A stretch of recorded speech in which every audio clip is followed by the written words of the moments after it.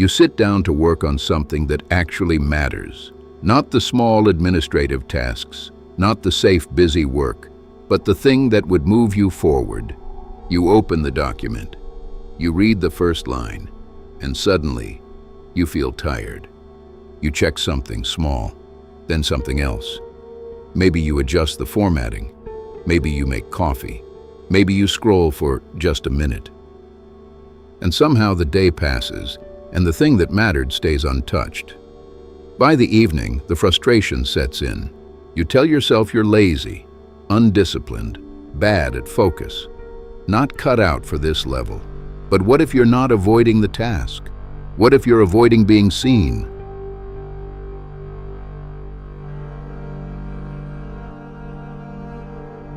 Sometimes we don't procrastinate because the task is hard.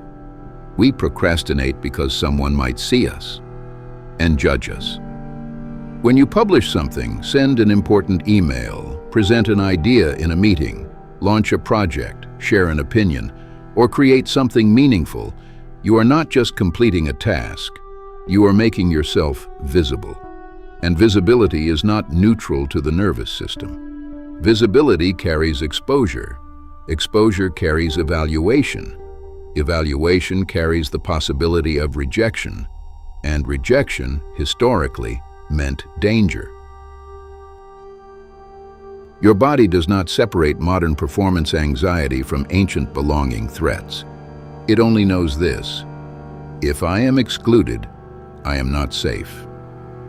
So the hesitation you feel before pressing publish, the resistance before sending the email, the sudden exhaustion before starting, is not laziness, it is activation. This isn't a personality flaw, it's a nervous system pattern.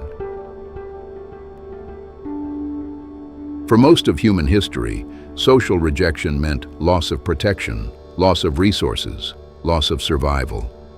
Belonging was not optional, it was essential. So when you risk being judged, your body reacts as if something important is at stake. Your heart rate shifts slightly, your breathing changes, your muscles tighten, your thoughts become sharper or more self-critical. This is not weakness, this is wiring. And once you understand that, you stop attacking yourself for something that is actually intelligent. Here's what often happens. You decide to do something meaningful. Step 1. Visibility activates. The moment something will be seen by others, your system registers exposure. Step 2. The inner critic turns on. Is this good enough? What if they think this is stupid? What if I'm not as capable as I thought? What if this proves I'm not ready? Step 3. The body responds. There is subtle stress, a tightening in the chest, a drop in motivation, a sudden urge to do something easier. Step 4. Delay. You reorganize, you research more, you perfect unnecessarily, or you avoid entirely, not because you don't care, but because caring makes it vulnerable. Procrastination becomes protection from potential shame. If I don't finish, I can't be judged. If I don't publish, I can't be evaluated. If I don't try fully, I can't fully fail. This is not laziness. This is a strategy to avoid social pain. But there is a cost. When you repeatedly avoid visibility, something quiet begins to happen inside you. You start doubting yourself, not loudly, not dramatically, quietly. You begin to believe the story that you lack discipline. You label yourself inconsistent. You question your capacity. Your ambition becomes private instead of expressed. You have ideas, but they stay in notebooks. You have opinions, but you soften them. You have potential, but it remains internal. And the cost of avoiding judgment is becoming unseen, unseen by others, and eventually unseen by yourself. For capable, intelligent, ambitious people, this creates a particular kind of frustration because you know you are capable of more. But your body resists the exposure that growth requires. The pattern becomes cyclical. You avoid. You feel temporary relief. The relief confirms the avoidance. Then shame appears, and the shame increases pressure, and the pressure increases avoidance. Avoid, relief. Shame, more avoidance.